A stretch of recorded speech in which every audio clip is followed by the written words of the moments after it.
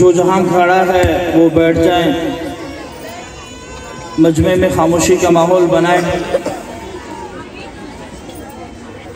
آپ نے اتنا وقت دیا ہے، 3-4 گھنٹے سے یہاں پہ ہیں، تو کچھ سیکھ کے یہاں سے جائیں۔ بچوں کی آوازیں نہیں آنی چاہیے۔ ایک بچے کی وجہ سے 8-10 خواتین بات کو سمجھنے سے قاصر رہ جاتی ہیں۔ آدھی بات آپ سمجھیں گے، پوری بات آپ کو سمجھ میں نہیں آئے گی۔ پوری بات سمجھ کے جائیں، کچھ سیکھ کے جائیں یہاں سے۔ ابھی بھی مجھے کھڑے نظر آ رہے ہیں،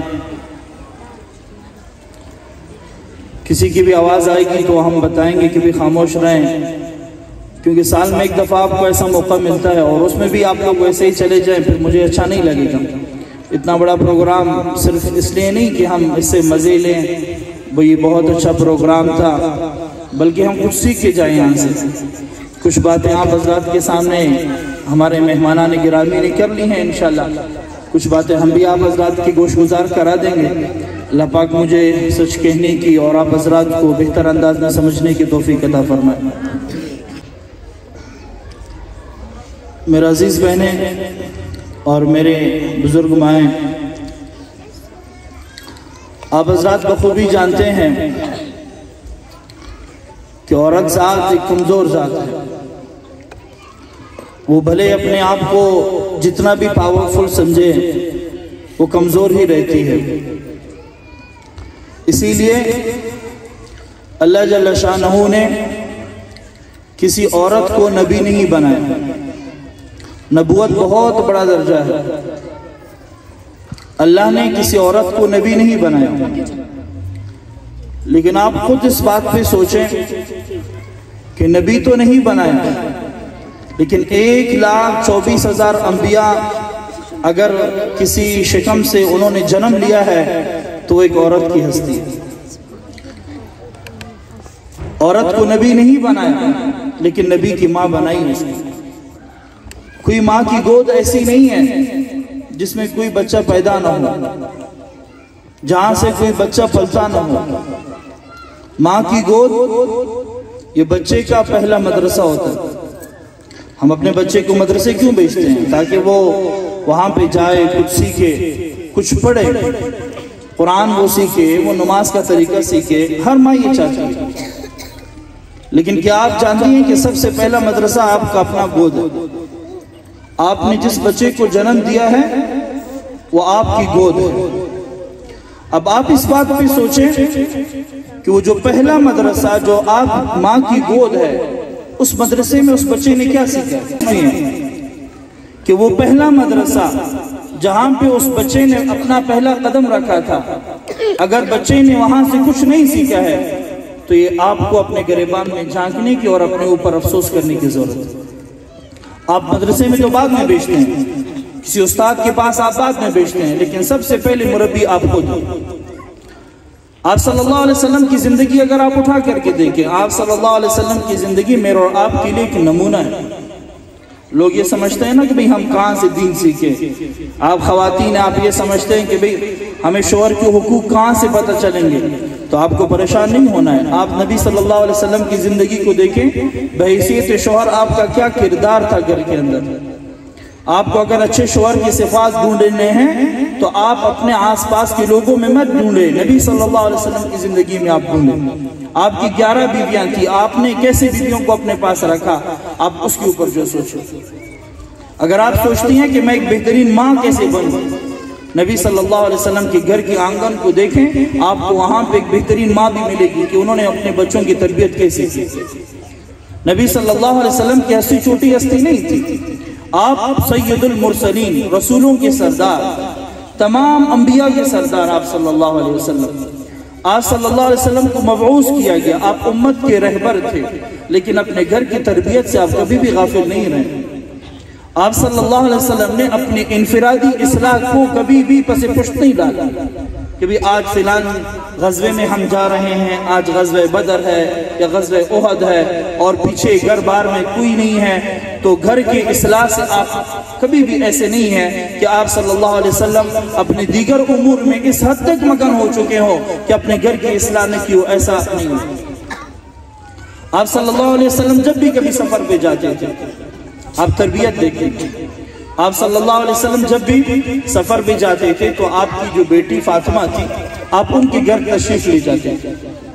آپ صلی اللہ علیہ وسلم جب اپنی بیٹی فاطمہ کی گھر جاتی تھی، باپ ہے، بیٹی کے ساتھ محبت ہوتی ہے، اولاد ہے، لخت جگر ہے، جب بھی سفر سے واپس آتے تو آپ صلی اللہ علیہ وسلم فاطمہ کی گھر جاتے، پیار بھرے انداز میں ان کے ساتھ ملتے تھے۔ ملنے کے بعد یہ نہیں کہ محبت اس حد تک کہ جو اصلاح ہے، جو تربیت ہے، اس کو پسے پش ڈالتے، ایسا نہیں تھا۔ ایک دفعہ آپ گھر میں آئے، دیکھا کہ حضرت فاطمہ رضی اللہ تعالیٰ عنہ کے گھر میں پردے لٹکے ہوئے ہیں اور ان پردوں پر کچھ تصویریں بنی ہیں۔ آپ صلی اللہ علیہ وسلم ناراض ہوئے، ڈانٹا، فرمایا کہ بھئی ان پردوں پر سے جو تصویریں ہیں، ان تصویروں کو ہٹا دو۔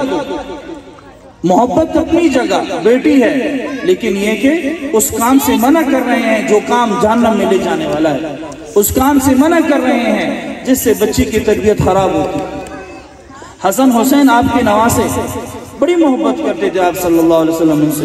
آپ صلی اللہ علیہ وسلم جب نماز پڑھتے تھے تو حضرت حسن حسین آپ کے کندھوں پر آ کر کے جو کھڑے ہو جاتے تھے، آپ نے کبھی بھی انہیں نہیں ڈانٹا، آپ نے کبھی ان کو نہیں دھتکارا، آپ کے ساتھ ہوا کرتے تھے، لیکن جب تربیت کی جگہ آتی پہ ڈانٹتے بھی تھے۔ ایک دفعہ گھر میں صدقے کی کھجوریں رکھی ہوئی تھی، آپ بیٹھے تھے اور پیار کر رہے تھے بچوں کو، اور اس دوران حضرت حسن اور حضرت حسین کو دیکھا کہ انہوں نے صدقے کی کچھ کھجوریں اٹھائیں۔ آپ صلی اللہ علیہ وسلم نے ڈانٹا، منع کیا کہ بھئی ہم تو آل رسول ہیں، ہم سید ہیں، اور آل رسول کے لیے صدقے کی کھجوریں کھانا درست نہیں ہے، یہ تو لوگوں کا میل ہوتا ہے جو اپنے اوپر سے بلاؤں کو ٹالنے کے لیے وہ جو ہے صدقے اور خیرات کرتے ہیں، ہمارے لیے صدقے اور خیرات جائز نہیں ہے۔ ڈانٹا اپنے نواسوں سے۔ تو آپ صلی اللہ علیہ وسلم اپنے انفرادی زندگی سے کبھی بھی غافل نہیں تھے، اور آج انفرادی زندگی کو بنانے والے کون ہیں؟ آپ مائیں، آپ بہنیں ہیں۔ مرد بیچارہ کیا کرتا ہے؟ مرد بیچارہ صبح سویرے نکلتا ہے، لوگ یہ سمجھتے ہیں نا، لوگ کہتے ہیں بھئی ماں زیادہ تکلیف اٹھاتی ہے، 9 مہینے تک بچے کو ہم پالتے ہیں، کبھی کبھار نہیں اپنے شوہروں پر بھرم دکھانے کے لیے نا، ہم نے تو 9 مہینے تک جو ہے اپنے پیٹ میں تمہیں رکھا اور ہم نے تمہارے بچے کو رکھا اور تم آ جا کر کے ایسے ایسے کرتے۔ ماں عورت ذات 9 مہینے تک رکھتی ہے، لیکن باپ پوری زندگی اپنے دل و دماغ میں اپنے اولاد کو رکھتا ہے۔ آپ نے کبھی بھی کسی باپ کو نہیں دیکھا جو اپنے بچوں کو رات کو بھوکا سوتا ہوا دیکھے۔ وہ اتنی محبت کرتا ہے اپنے بچوں کے ساتھ، وہ بیچارہ صبح سویرے نکلتا ہے، وہ جاتا ہے در در کی ٹھوکریں کھاتا ہے۔ آپ سوچ نہیں سکتے ہو کہ ایک مرد کس انداز میں پیسے کماتا ہے۔ وہ اگر کسی کے ساتھ چپراسی ہے، وہ اگر کسی کا کلرک ہے، تم نہیں سمجھ سکتے کہ اس کا پروفیسر، اس کا آفیسر اس کو کتنی گالیاں دیتا ہے، اس کو ماں بہن کی گالیاں دیتا ہے، وہ سن رہا ہوتا ہے۔ کیوں؟ اسے پتا ہے کہ مجھے صرف 4 پیسے اس سے ملنے والے ہیں، اور ان 4 پیسوں کے بدلے میں اپنے بچوں کا جا کر کے میں پیٹ پالوں۔ لیکن یہی مرد جب گھر آتا ہے، آپ لوگ گھر آتے ہیں، لازمی بات ہے، تھکا آ رہا آتا ہے، لوگوں کی باتیں سن کے وہ گھر جب پہنچتا ہے، اب اس گھر کو، اس تھکے ہوئے، اس ٹوٹے ہوئے، اس بکھرے ہوئے شوہر کو اور اپنے گھر کو بنانا یہ تمہارے ہاتھ میں۔ شوہر جب آتا ہے، ہمارے ہاں خواتین کے اندر اب صبر بالکل ٹوٹ چکا ہے، ہمارے اندر برداشت کا مادہ پتہ نہیں کیوں بکھر چکا ہے۔ لوگ پہلے رشتے جوڑنا چاہتے تھے، اب خواتین رشتے توڑنا چاہتے ہیں۔ شادی کو 2 عرصے نہیں گزرے ہیں، ابھی تک 2 سال ہوئے، تازہ شادی ہے، ایک نہیں 10 واقعات خواتین آتے ہیں ہمارے پاس، کہتے ہیں کہ مولوی صاحب تعویذ دو۔ بھئی کس چیز کا تعویذ؟ مجھے میرا شوہر طلاق دے دے۔ بھئی کیوں؟ خیر کتنا عرصہ ہوا ہے شادی کو؟ کہتے ہیں کہ مفتی صاحب صرف 2 سے 3 مہینے ہوئے، 2 سے 3 سال ہوئے، میں شادی توڑنا چاہتا ہوں۔ بھئی کیوں توڑنا چاہتے ہو؟ یہی ہے کہ تمہارے اندر برداشت کا مادہ ٹوٹ چکا ہے۔ ہم ترغیب دیتے ہیں، ہم سمجھاتے ہیں، بھئی تمہاری اولاد ہوئی ہے، تمہارا بچہ ہے، تم تو ایک دوسرے سے الگ ہو جاؤ گے، بچہ بیچارہ کس کا ہوگا؟ نہ باپ کا ہوگا، نہ ماں کی رہ جائے گی۔ برداشت ختم ہو چکا ہے۔ گھروں کے ماحول ہم خود اپنے ہاتھوں سے خراب کرتے ہیں۔ شوہر بیچارہ ہے، ہم اپنے شوہروں سے گلہ کرتے ہیں، شوہر ایسا ہے، شوہر ایسا ہے۔ شوہر بیچارہ کن مراحل سے گزرا ہے آپ کو اندازہ نہیں ہے۔ آپ جب گھر آتا ہے، آپ کا حق کیا ہے؟ سب سے پہلا یہ کہ آپ اس کی خیالداری، آپ اس کے رہنے کا. اب پوچھو اس سے, سارے دن کی کارگزاری سنیں اس سے, بھئی آپ نے دن کیسا گزارا ہے, آپ کے پاس پیسے ہیں یا نہیں ہے, آپ نے کتنے پیسے کمائے ہیں. اگر پیسے ہیں شوہر کے پاس, آپ اپنا ڈیمانڈ ان کے سامنے رکھو, بھئی مجھے فلان چیز کی ضرورت ہے, مجھے فلان چیز کی ضرورت ہے. اگر نہیں ہے تو برداشت کرو. آپ کو 2 وقت کی روٹی مل رہی ہے, تمہیں ایک شوہر جب عزت دے رہا ہے, اس سے بڑھ کر کوئی اور چیز نہیں ہے. اور تمہارا شوہر اگر تمہیں 2 وقت کی روٹی دے رہا ہے, تم اپنے کھانے کے لیے باہر کسی کے سامنے ہاتھ نہیں پھیلا رہے ہو, تمہیں عزت کی روٹی مل رہی ہے, شکر کرو ایسے شوہر پر, اپنے خواہشات کے پیچھے نہیں پڑو. اب اسی گھر کو بگاڑنے والے کون ہوتے ہیں؟ یہی خواتین. حضرت جابر رضی اللہ تعالیٰ عنہ کی اہلیہ, صبر اور تحمل کا مثال دیکھیں. آپ سوچ بھی نہیں سکتے ہیں کہ میں اور آپ اس وقت جو ایسی مثال قائم کر سکتے ہیں. حضرت جابر کی بیوی حاملہ تھی جب آپ جو ہے جا رہے تھے جہاد کے لیے, اور جب آپ واپس سفر پہ آئے تو بچہ پیدا ہوا, اور پیدا ہوتے ہی جو وہ بچہ پھر فوت ہو گیا.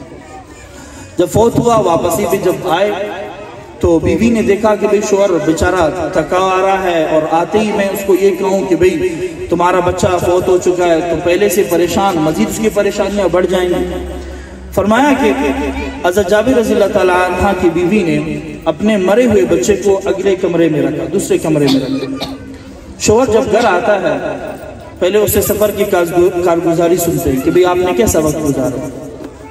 میرے آس پاس کافی باتوں کی آوازیں آ رہی ہیں, خاموش ہو جائیں بالکل. آس پاس کے بچے خاموش ہو جائیں, خاموش کرائیں ان کو. ایک بچہ بھی اگر شور کرتا ہے نا, وہ آس پاس کے سارا ماحول خراب کرتا ہے. جو بھی آس پاس بیٹھے ہیں تو خاموش کرتا ہے. تو بچے کو دوسرے کمرے میں رکھا, شوہر کو دوسرے کمرے میں بٹھایا, پہلے اس کی خاطر تواضع کی, پانی پلایا, اس کو کھانا کھلایا. اور پھر بیوی کہنے لگی, اب ذرا دیکھیں, بیوی کہنے لگی کہ آپ کیا سمجھتی ہیں کہ اگر اللہ کی طرف سے کسی کو امانت دیا جائے تو انسان کو کیا کرنا چاہیے؟ فرمایا کہ شکر ادا کرنا چاہیے. فرمایا کہ اگر وہ امانت اس سے دوبارہ چھین لی جائے پھر کیا کرنا چاہیے؟ فرمایا کہ اگر چھین لینا چاہیے, چونکہ اللہ کی طرف سے دیا ہوا ہوتا ہے, اللہ پاک اگر لے لیتے ہیں تو اس میں اللہ کا ہی فیصلہ ہوتا ہے, اللہ کی رضا ہوتی ہے, اور ہمیں اللہ کے فیصلوں پہ راضی ہونا چاہیے. فرمایا کہ تمہاری جو اولاد تھی جو اللہ نے ہمیں دی تھی, وہ چونکہ اللہ کا دین تھا, اللہ اس کو جو ہے اپنی طرف لے کر گئے. اور فرمایا کہ اس انداز میں انہوں نے اپنے شوہر کو تسلی کی. اما خدیجہ رضی اللہ تعالیٰ عنہ, میرے اور آپ کی ماں, امت کی ماں, نبی صلی اللہ علیہ وسلم کی پہلی بیوی, زوجہ محترمہ. آپ صلی اللہ علیہ وسلم کی عمر کتنی سال تھی؟ 25 سال تھی. اور حضرت خدیجہ رضی اللہ تعالیٰ عنہ کی عمر 41 سال تھی. 40-41 سال کی عمر میں نکاح ہوا.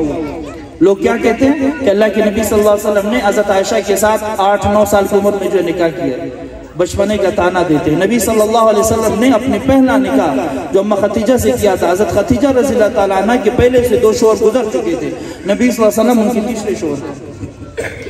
آپ اماں خدیجہ کو دیکھیں, اللہ پاک انتخاب ایسے نہیں کرتے ہیں. اللہ پاک جیسا انسان ہوتا ہے, اللہ پاک اس کے لیے پھر ایسے لوگوں کا پھر بندوبست کرتے ہیں.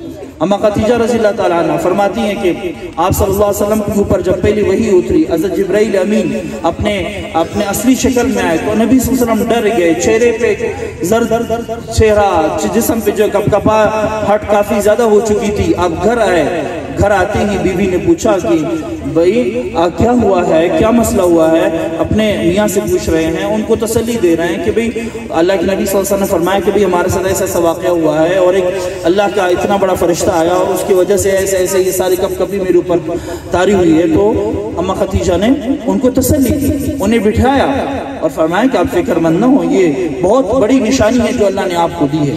آپ جو ہے نبی بننے والے ہیں, اور آپ کا جو حضرت اماں خدیجہ کی ایک رشتہ دار تھی, وہ اس وقت جو غیر مسلموں کے جو راہب ہوتے تھے, وہ راہب تھا, اس کے پاس لے کر کے ان سے کہا کہ بھئی ایسا ایسا واقعہ ہوا ہے. تو اس راہب نے بھی آپ صلی اللہ علیہ وسلم کو ترغیب دی اور آپ کو تسلی دی کہ آپ کو ڈرنے کی ضرورت نہیں. ایسے خواتین ہونے چاہیے. تحاوی شریف ہمارے درس نظامی کی کتاب ہے جو ہم مدرسوں میں پڑھاتے ہیں. جو بندہ مولوی بنتا ہے, جب تک وہ تحاوی شریف نہیں پڑھتا وہ بندہ مولوی نہیں کہلاتا. اور وہ تحاوی کو لکھنے والا کون ہے؟ ایک عورت ذات ہے. باپ جو ہے اپنے بیٹی کو لکھواتا تھا, اور بیٹی بیٹھ کے جو لکھ رہی ہوتی تھی. وہی خاتون بیٹی نے لکھا, عورت نے اتنا بڑا کمال کیا. آج آپ دیکھیں دنیا کے کسی بھی کونے میں اگر کوئی مولوی بنتا ہے تو اسے عورت کی اس کتاب کو پڑھنا ضروری ہوتا ہے. عورت کو ایسے ہونا چاہیے, آپ کو باکمال ہونا چاہیے. میں نے اور آپ نے اپنی زندگی کہاں خرچ کی ہے؟ میں نے اور آپ نے اپنی زندگی کو کچن تک محدود کی ہے. ہماری اور آپ کی سوچ کیا ہوتی ہے کہ بھی آج کیسا کھانا ہونا چاہیے, ریسیپی کیا ہونی چاہیے، یوٹیوب پہ سرچ کرو بھائی، گوگل پہ سرچ کرو بھائی، کڑھائی کیسے بنتی ہے، قورمہ کیسے بنتا ہے۔ میرے آپ کی زندگی یہ ہے، آپ تو بڑے باکمال ہیں، آپ نے اپنی زندگی جو کچن تک جو محدود کی۔ میں اور آپ دنیا کے اندر اس حد تک لگ چکے ہیں تو دنیا کی دین کی فکر ہی میرے اور آپ سے نکل چکی ہے۔ بچوں کی تربیت کیسی کرنی ہے نکل چکی ہے۔ نبی صلی اللہ علیہ وسلم کی آپ تعلیمات دیکھیں، اللہ جل شانہ کیا فرماتے ہیں؟ ہم یہ سمجھتے ہیں نا بچے کی تربیت میرے اور آپ کے ہاتھ میں، یاد رکھنا یہ میرے اور آپ کے ہاتھ میں نہیں ہے۔ بچے کی تربیت آسان کام نہیں ہے۔ اگر بچے کی تربیت میرے اور آپ کے ہاتھ میں ہوتی اور آپ یہ سمجھتے ہیں کہ میں اپنے بچے کو اچھا ماحول دے رہی ہوں، اپنے گھر کا ماحول اچھا رکھ رہی ہوں اور میرا بچہ جا کر کے اچھا نیک صالح بنے گا، کبھی بھی نہیں بن سکتا جب تک تم اس کے لیے دعائیں نہیں کرو۔ اگر ایسا ہوتا تو نبی کا بیٹا حضرت نوح علیہ السلام کا بیٹا دشمنوں کے ساتھ ملا اور پانی میں جا کر کے غرق ہوا، اور حضرت لوط علیہ السلام کی بیوی اپنے گھر میں رہ کر کے دشمنوں کے ساتھ وہ جو مل گئی۔ یہ ہدایت دینا میرے اور آپ کے کام نہیں ہے، اللہ جل شانہ ترغیب دیتے ہیں، مجھے اور آپ کو بتاتے ہیں اے مؤمنین کی مائیں ہمیشہ اللہ سے دعا کرو، ربنا ہب لنا من ازواجنا، یا اللہ ہمیں ایسے جوڑے عطا فرما، ایسے شوہر عطا فرما۔ اگر خواتین دعا کر رہے ہیں، اگر مرد ہیں تو دعائیں کرے اللہ ایسے عورتیں ہمیں عطا فرما، من ازواجنا وذریاتنا، اور ہمیں ایسی اولاد عطا فرما قرۃ اعین، جو آنکھوں کی ٹھنڈک۔ اولاد ہر شخص مانگتا ہے لیکن آنکھوں کی ٹھنڈک نہیں مانگتا۔ آپ یہ سمجھتے ہیں میں بچے کی ہی تربیت میں کر رہا ہوں، تم کبھی کر ہی نہیں سکتے جب تک تم اپنے بچے کے لیے دعا نہیں مانگو۔ آپ دیکھیں بچہ اگر اسکول نہیں جاتا ہے، ماں کو کتنی فکر ہوتی ہے کہ بچہ کیوں اسکول نہیں جا رہا ہے۔ وجہ کیا ہوتی ہے؟ بڑی بڑی فیسیں دے رہے ہیں ہم، اور بڑے بڑے جو ہے ہم نے اس کے لیے یونیفارم خریدے ہیں، مہنگے مہنگے ہم نے اس کے لیے شوز خریدے ہیں، اور بچہ اگر اسکول نہیں جاتا ہے فکر ہوتی ہے۔ لیکن اگر یہی بچہ مدرسہ نہیں جاتا ہے پڑھنے کے لیے، کئی ایسے مسائل ہوتے ہیں۔ بات ہے بھئی بچہ آتا ہے چھٹی لے رہا ہوتا ہے، بھئی کہاں جا رہے ہیں؟ استاد جی آج جو ہے پارک جا رہے ہیں۔ بھئی کہاں جا رہے ہیں؟ بھئی استاد جی آج گھر میں تھوڑا سا کام تھا، آج مہمان زیادہ آ گئے تھے۔ قرآن کی تلاوت کو ہم ثانی درجے میں رکھتے ہیں کہ بھئی نہیں، پہلا یہ قرآن کی تعلیم غیر مقصودی، اس کو رہنے دو۔ اصل مقصد کیا ہے کہ بھئی پہلے بچے پر جو ہے تھوڑی سی محنت ہو، بچہ جو ہے کیا کرے کہ وہ جو ہے اسکول کی تعلیم اس کی اچھی ہونی چاہیے، مدرسہ تو دین کو بعد میں سیکھے گا، پھر ایسا بچہ پھر کبھی بھی دین نہیں سیکھتا۔ ہم اپنے بچوں کو عصری تعلیم دیتے ہیں، عصری تعلیم بری بات نہیں ہے، دیں بچوں کو، لیکن عصری تعلیم پہ آپ کی نظر ہونی چاہیے۔ عصری تعلیم کے ساتھ ساتھ آپ کو اپنے بچے کی تربیت نہیں کرنی چاہیے۔ آپ کا بچہ کہاں جا رہا ہے، آپ کا بچہ کس ادارے میں پڑھتا ہے، کس کالج اور یونیورسٹیوں میں جاتا ہے، آپ کو اس کی فکر کرنی چاہیے۔ آپ کا بچہ موبائل فون میں کیا چیزیں دیکھتا ہے اور کن کن چیزوں سے کن کن لوگوں کے ساتھ اس کا رابطہ ہے، ساری چیزیں آپ کے نوٹس میں ہونی چاہیے۔ ہم نوٹس میں نہیں رکھتے ہیں، جب پانی سر سے اوپر چلا جاتا ہے۔ یہ وہ باتیں ہیں کہ یہ نہیں کہ قصے خانی ہیں۔ آج آپ دیکھیں بھاولپور یونیورسٹی کا بھی ابھی واقعہ ہوا ہے، 5500 لڑکیوں کی اور ویڈیوز، ان کے سکینڈلز کرنے والے کون؟ جن اساتذہ کے پاس اپنے بچوں کو بھیج رہے تھے، وہی استاد درندہ بن کر کے اسی اپنے بیٹی، یعنی کہ شاگرد تو بیٹی کے درجے میں ہوتا ہے، اس کے ساتھ ان کی جو سکینڈلز آ رہے ہیں۔ اس ماں باپ پر کیا گزری ہوگی جو اپنی بیٹی کی ویڈیوز کو اس انداز میں دیکھ رہا ہوگا؟ اس بہن پر کیا گزری ہوگی کہ جب اس کے بھائی کو یہ پتا چلے کہ میرے بہن کے ساتھ یہ اس کے کالج کے اندر، اس کی یونیورسٹی کے اندر ہو۔ عصری تعلیم دیں بچوں کو، ہر تعلیم دیں، اعلیٰ تعلیم دیں، لیکن تربیت سے غافل نہ ہو۔ بچہ کیا پڑھتا ہے، اس کی کیا ایکٹیویٹیز ہیں، اس کے دوست کیسے ہیں، ہم بچوں کو وقت نہیں دیتے۔ ماں باپ کیا کرتے ہیں؟ ماں باپ جب فارغ ہوتے ہیں، باپ صبح جب گھر سے نکلتا ہے، جب رات کو آتا ہے، چھوٹے چھوٹے بچے ہوتے ہیں، باپ کی طرف لپک کے آنے کی کوشش کرتے ہیں، ماں کی طرف جو پیار بھری جو ہے انداز میں آنے کی کوشش کرتے ہیں۔ اگر باپ اس بچے کو دھتکارے گا کہ میں چھوڑو، میں تھکا ہوا ہوں، اور تھکا ہے، کیا کرے گا؟ سوئے گا نہیں، موبائل فون اٹھائے گا، یا فیس بک میں ویڈیوز دیکھ رہا ہوگا، یا وہ ٹک ٹاک استعمال کر رہا ہوگا، یا وہ یوٹیوب کی جو ہے ویڈیوز دیکھ رہا ہوگا۔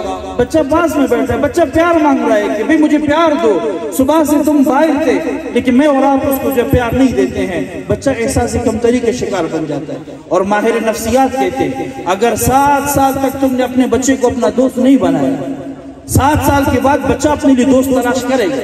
وہ اچھے دوست بھی تلاش کرے گا، برے دوست بھی تلاش کرے گا۔ اگر اچھے دوست تلاش کرے گا، آپ کی خوش نصیبی ہے، لیکن اگر برے دوست تلاش کرے گا تو اس کا وبال بھی تمہارے اوپر پڑے گا۔ تو بچوں کو اپنا دوست بنائیں، بچوں کو وقت دیں۔ ماؤں سے گزارش کرتا ہوں، 10 بستہ گزارش کرتا ہوں، یہ جو اولاد تمہارے پاس ہے یہ امانت ہے، یہ تمہاری اپنی نسل ہے، یہ تمہاری ذات سے نکلی ہوئی ہے۔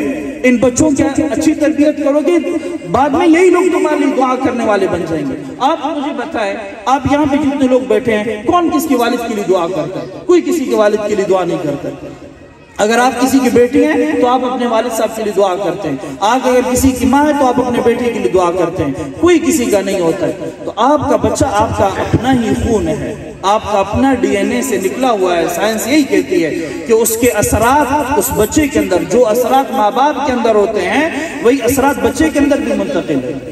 اگر ماں باپ اچھے صفات والے ہوتے ہیں، کیونکہ ماں باپ کے ہی وجہ سے بچے کا جنم ہوتا ہے، اگر ماں کی سوچ اچھی ہوگی، باپ کی سوچ اچھی ہوگی تو بچہ بھی پھر اسی طرح نیک صالح پیدا ہوگا۔ اگر ماں باپ کے گندے خیالات ہوں گے، گندے سوچ ہوں گے، پھر بچہ بھی گندہ پیدا ہوگا۔ آپ اس کی پھر اچھی تربیت بھی نہیں کریں گے، جب اچھی تربیت نہیں کریں گے تو یہ نیک صالح بچہ پھر تمہارے لیے نیک صالح نہیں بنے گا، تمہارے لیے جو وبال جان بن جائے گا۔ اپنے بچوں کو وقت دیں، اپنے گھروں کو جنت بنائیں۔ آج ہر خاتون پریشان ہے، ہر خاتون اپنے شوہر سے جو ہے گلہ کرتی ہے، گلہ اپنے گریبان سے ہم کیوں نہیں کرتے؟ ہم خود اپنا کردار دیکھیں کہ ہم کتنے اچھے ہیں، ہم نے کتنے اپنے بچوں کو وقت دیے۔ ہمارے پاس صحابیات کے ہزاروں واقعات پڑے ہیں، آپ اٹھا کر کے دیکھیں۔ ایک واقعہ، بھی وقت کافی مختصر ہوتا ہے، ساری باتیں آپ کو نہیں بتائی جا سکتی، بس صرف اتنی سے آپ سے آخری ایک واقعہ بتاتا ہوں، بس پھر اس کے بعد اپنے مجلس برخاست کرتا ہوں۔ شیخ عبد القادر جیلانی رحمۃ اللہ علیہ سلسلہ قادریہ کے بہت بڑے عالم دین ہیں، بہت بڑے شیخ ہیں۔ فرماتے ہیں کہ ان کا واقعہ ذرا سنا کہ ماں باپ کے اچھی سوچ کی وجہ سے جو اللہ پاک اولاد عطا کرتے ہیں، یہ واقعہ ہے۔ دیکھ فرماتے ہیں کہ ایک دفعہ شیخ عبد القادر جیلانی رحمۃ اللہ علیہ کے والد صاحب ایک نہر کے پاس بیٹھے ہوئے تھے، اور اس نہر میں سے جو ہے پانی اس میں بہہ رہا تھا، تو اس میں ایک سیب لڑکتا ہوا آ رہا تھا۔ شیخ عبد القادر جیلانی رحمۃ اللہ علیہ نے وہ سیب اٹھایا، اسے دھویا اور کھا لیا۔ اس کے والد تھے، شیخ عبد القادر جیلانی کے والد تھے۔ جب وہ سیب کھایا پھر خیال آیا کہ بھئی اوہو، یہ تو پتہ نہیں کس کا حق تھا، پتہ نہیں کس کے درخت سے یہ ٹوٹا ہوا تھا، اور میں نے بغیر اجازت کو اٹھا کر کے جو کھا لیا۔ دکھ ہوا، اس شخص کے تلاش میں نکل چکے کہ بھئی میں نے کسی اور کا حق کھایا ہے۔ جب کسی اور کا حق کھایا ہے تو اسے معافی مجھے مانگنی چاہیے۔ مجھے اور آپ کو پرواہ نہیں ہوتی ہے، ہم کسی کا پیسہ اٹھاتے ہیں، چوری کرتے ہیں، باقاعدہ اٹھاتے ہیں، اور فکر نہیں ہوتی ہے کہ بھئی ہم نے جو کسی اور کا مال کھایا۔ کسی اور کا مال تم کبھی ہضم نہیں کر سکتے، وہ تم سے نکلے گا کسی بھی طریقے سے، تم سے جو اگرچہ نکالا جائے۔ فرمایا کہ حقوق العباد تھے، پریشان ہوئے، گئے گھر اور چلتے گئے، پانی کے ساتھ دیکھا ایک درخت ہے، اور نہر کے ساتھ جو ہے وہ سیب کا درخت لگا ہوا ہے۔ سمجھ گئے کہ بھئی اسی درخت میں سے اترا ہے، دیکھا بھئی یہ درخت کس کا ہے، سامنے ایک گھر تھا، اور اس گھر کے دروازے پہ دستک دی اور پوچھا کہ بھئی یہ گھر آپ کا ہے؟ فرمایا کہ جی یہ گھر میرا ہے۔ خیر بتائیں کون ہے آپ؟ فرمایا کہ جو سامنے درخت سیب کا ہے وہ آپ کا ہے؟ کہنے لگا بالکل یہ بھی میرا ہے۔ فرمایا کہ اچھا، کہ یہ اس درخت میں سے ایک سیب ٹوٹا، پانی میں آیا، اور میں نے اس کو جو کھا لیا۔ میں آپ سے اجازت چاہتا ہوں کہ آپ مجھے اجازت دیں کہ میں نے آپ کا حق کھایا ہے، آپ مجھے اپنا حق میرے اوپر بخش دیں۔ میں کہا اچھا، تم نے میرے درخت کا صرف میرے اجازت کے بغیر کھایا ہے؟ میں کبھی بھی نہیں بخشوں گا۔ حقوق العباد تھے، فکر ہوئے اس کو، بار بار وہ گیا اس کو منتیں کر رہا ہے کہ بھئی اسی دنیا میں مجھ سے اپنا حق لے لو، پیسے چاہیے پیسے دے دیتا ہوں، اگر سیب چاہیے میں بہت سارے سیب اکٹھے کر کے میں تمہیں دے دوں گا، لیکن یہ کہ آپ اپنا حق دنیا میں مجھ پہ بخش دیں، قیامت میں آپ جو میرے گریبان پہ ہاتھ نہیں ڈالنا۔ تو اس شخص نے کہا کہ میں ایک شخص پہ جو ہے تمہیں معاف کرتا ہوں، ایک شخص پہ میں اپنا حق بخشتا ہوں۔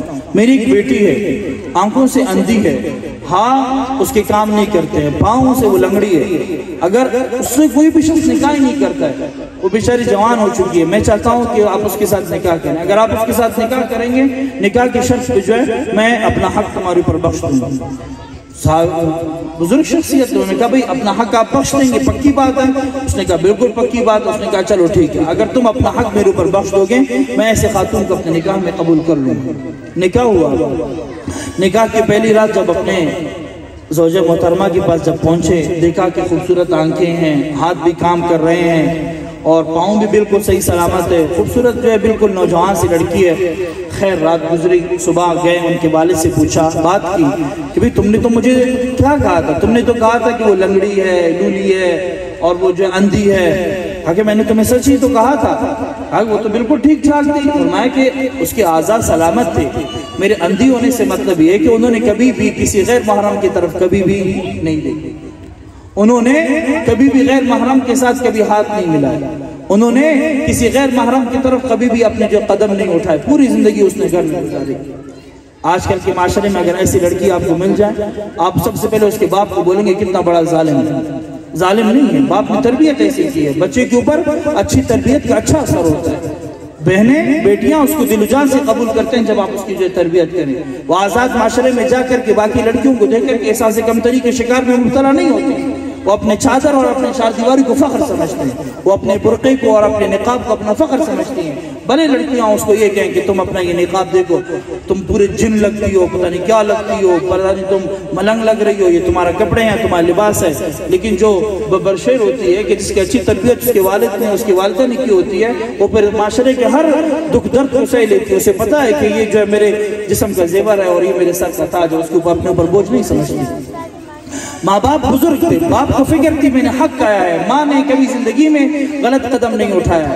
اس سے پھر جو اولاد پیدا ہوئے, شیخ عبدالقادر جیلانی جیسے اولاد پیدا ہوئی. اولاد بھی ایسی ہوئی کہ آج صدیاں گزر چکی, میں اور آپ اپنے مجلسوں میں ان کا نام لیتے ہیں. بہت سارے ایسے خواتین ہیں. ملکہ زبیدہ کا آپ نام سنیں, آپ جیسی خاتون ہیں. ملکہ زبیدہ ہارون رشید کی بیوی اتنے اپنے محل کے اندر روزانہ 300 قرآن کریم کا ختم کراتی تھی. انہوں نے پارٹیاں بنائی ہوئی تھی, حافظات اپنے محل کے اندر رکھی تھی. محل کے کونے کونے میں وہ لڑکیوں کو بٹھاتی تھی. ایک شفٹ جاتا تھا, دوسرا آتی تھی, ایک شفٹ جاتا, دوسرا شفٹ آتا تھا. یہ سلسلہ چلتا رہتا. روزانہ 300 قرآن کریم اپنے جو ہے گھروں, اپنے محل کے اندر جو ختم کرتی تھی ہارون رشید کی بیوی. اور فرمایا کہ اتنا بڑا انہوں نے بغداد سے لے کر سعودی عرب مکہ تک انہوں نے ایک نہر بچھایا. حاجی صاحبان پہلے اونٹوں پہ سفر کرتے تھے, پانی کا مسئلہ ہوتا تھا. بغداد کی نہروں سے پانی کی نہر چلائی, سعودی عرب تک جو انہوں نے اس کو چلایا. حاجی صاحبان اس کو دعائیں دیا کرتے تھے, اور چرند پرند جب اس سے پانی پیتے تھے ان کو دعائیں دیا کرتے تھے. اور فرمایا آج تک اس کے آثار مکہ کے اندر موجود ہیں. اللہ پاک مجھے اور آپ کو, زیادہ طویل بات نہیں کرنا چاہتا ہوں, بس صرف یہی کہوں گا کہ کچھ سیکھ کے چلے جائیں, اپنے آپ کو بنائیں, اپنی اصلاح کریں, لوگوں سے متاثر نہ ہوں. اللہ کے نبی صلی اللہ علیہ وسلم کی تعلیمات دیکھیں, ازواج مطہرات کی تعلیمات دیکھیں, نبی صلی اللہ علیہ وسلم زندگی کیسی گزاری ہے وہ دیکھیں, اور اس پر عمل کرنے کی توفیق اللہ پاک آپ کو بھی عطا فرمائے, مجھے بھی ان پر عمل کرنے کی توفیق عطا فرمائے. جتنی باتیں کہی گئی ہیں ان کو سمجھیں, سمجھنے کی کوشش کریں, دوسروں تک پہنچانے کی آپ اس کو عہد کریں کہ بھئی ہم نے جانا ہے. یہاں سے ہم جائیں گے تو اپنی زندگیوں میں انقلاب لے کر جائیں گے. انشاءاللہ اپنی زندگیوں کو بدلنے کا ارادہ ہے آپ سب؟ اگر ہے تو ہاتھ کھڑا کریں تاکہ پتہ چلے کہ بھئی آپ کچھ سیکھ کے جا رہے ہیں. آپ نے اس مجلس میں جب آپ آئے ہیں, ہم نے اتنا بڑا دیکھو سیٹ اپ آپ کے لیے کھڑا کیا ہے اور ہم نے اتنا خرچہ کیا ہے, اس سے آپ کو کچھ فائدہ ملا؟ دینی فائدہ آپ مجھے بتائیں, مل رہا ہے کچھ آپ کو؟ ملا ہے آپ کو؟ کئی ہاتھ نیچے میرے خیال میں وہ خوش نہیں ہے اس سے. ہاں ٹھیک ہے, کچھ سیکھ کے جائیں, ٹھیک ہے. پھر ہمیں دکھ ہوگا کہ ہم نے ایک اصلاحی تربیت رکھی آپ کی اور آپ کی اصلاح نہیں ہوئی. اللہ جل شانہ مجھے اور آپ کو ان باتوں پر عمل کرنے کو, انہیں سمجھنے کی توفیق عطا فرمائے. ابھی انشاءاللہ شال پوشی کا پروگرام, شال پوشی تو ہو گئی ہے, بچوں کی دستار بندی کریں گے. میرے پاس ایک لسٹ ہے, کچھ خواتین نے دعاؤں کی درخواست کی ہے, کچھ ایسے میرے محبان ہیں, میں ان کا تہ دل سے مشکور ہوں. اتنا بڑا پروگرام یہ ایک بندہ نہیں کر سکتا ہے, اس میں کئی لوگوں کا جان بھی لگی ہوتی ہے, اس کے مال بھی لگی ہوتی ہے. کچھ نام ہے میرے پاس, میں ان کا سب کے سامنے شکریہ ادا کروں گا تاکہ جنہوں نے تعاون کیا ہے ان کا بھی دلجوئی ہونی چاہیے. ایک بہت بڑا انہوں نے ہمارے ساتھ تعاون کیا, اور اللہ کی ذات سے امید ہے کہ تعاونوں کا سلسلہ انشاءاللہ ہمارے ساتھ